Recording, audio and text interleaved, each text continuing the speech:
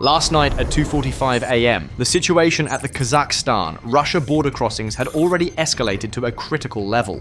Reports confirmed that over 8,000 commercial trucks were immobilized in queues that stretched for kilometers. This was not a standard delay, but the direct outcome of a deliberate policy shift from Kazakhstani authorities.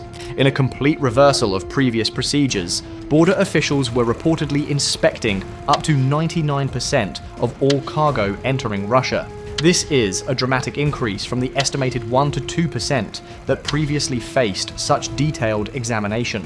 The main targets of this heightened inspection are sanctioned products and, most importantly, dual-use goods, which include commercial items like microchips, drones, and advanced electronics that can be repurposed for military use. Drivers appear to include growing Western pressure and Russia's reduced dollar liquidity. Last month, discussions within the European Union indicated a strong possibility of imposing secondary sanctions on nations and entities discovered to be helping Russia evade sanctions.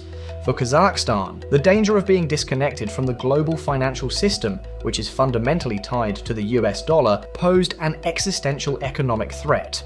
The current gridlock at the border is a clear signal from Astana, demonstrating its compliance with Western sanctions to avoid these punishing economic measures. To fully grasp the severity of this disruption, one must examine the system that has propped up Russia's military-industrial complex since the full-scale invasion in 2022. When comprehensive Western sanctions cut off direct trade routes for critical technologies, Russia adopted a strategy of parallel imports, using neighboring countries as intermediaries.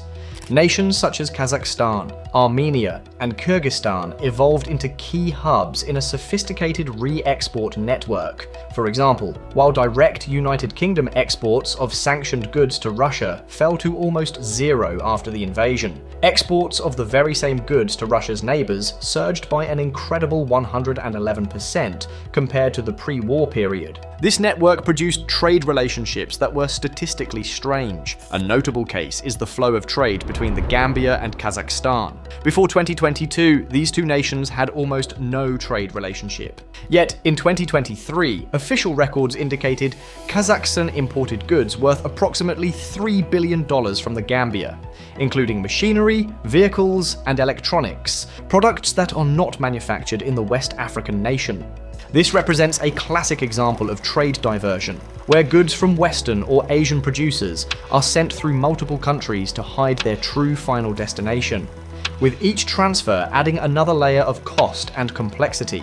Kazakhstan, with its long border and strong economic connections to Russia, became the main channel for this flow, earning billions of dollars by serving as a logistical middleman. Russia's critical vulnerability is its reliance on dual-use technology. Modern weapon systems, from cruise missiles to surveillance drones, depend on advanced microelectronics that Russia's domestic industry cannot produce at the necessary scale or quality. The sanctions were specifically designed to cut off these components. A common civilian item, like a Texas Instruments calculator, contains microprocessors that can be removed and repurposed to guide a missile.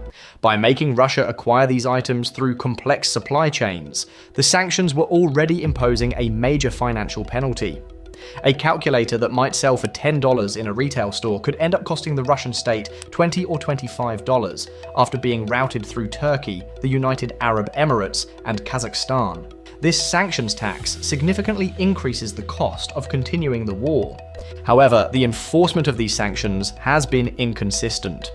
A United States special envoy recently rated Western enforcement efforts as a 3 out of 10, admitting that the complexity of the globalized economy and a lack of unified political will allowed these backdoors to stay open. The recent threat of secondary sanctions against facilitators like Kazakhstan signifies a strategic change, from targeting the end user, Russia, to targeting the enablers within the supply chain.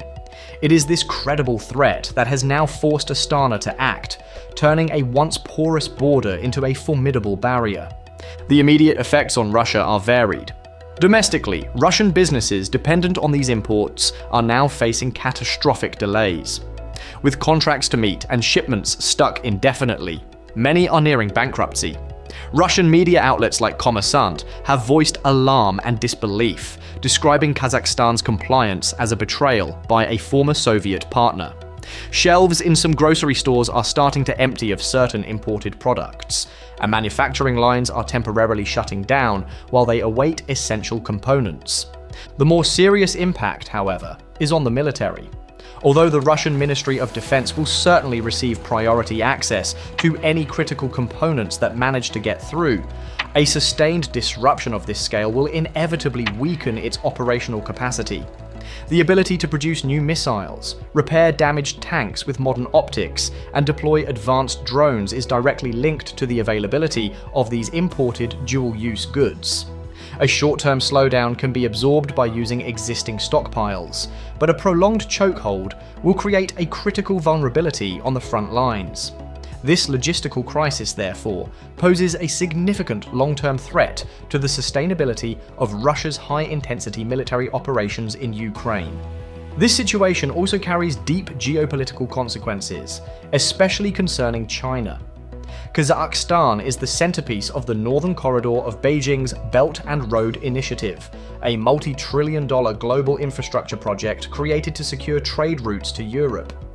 China has invested over $50 billion in Kazakhstani belt and road projects alone. In 2024, more than 12,000 trains carrying goods valued at $80 billion traveled from China to Europe through Kazakhstan. An estimated 80% of all China-Europe rail freight travels this route. Additionally, a steady flow of trucks, sometimes over 30,000 per month, transports Chinese electronics, auto parts, and machinery across Kazakhstani highways toward Russia and Europe.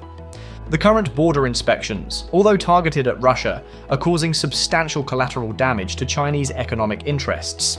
Hundreds of thousands of dollars worth of Chinese goods are now sitting idle in trucks, leading to huge financial losses for Chinese factories from delivery delays and potential order cancellations.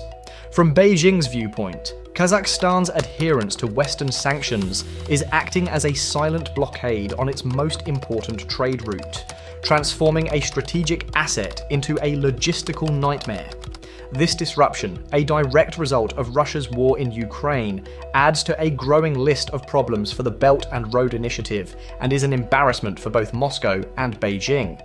Ultimately, this entire event highlights the rapid decline of Russia's influence within its traditional sphere.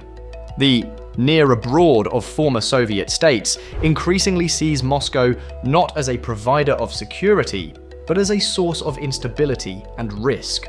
One after another, countries like Armenia, Azerbaijan, and now Kazakhstan are diversifying their foreign policies, forging new alliances with the United States, the European Union, Turkey, and China.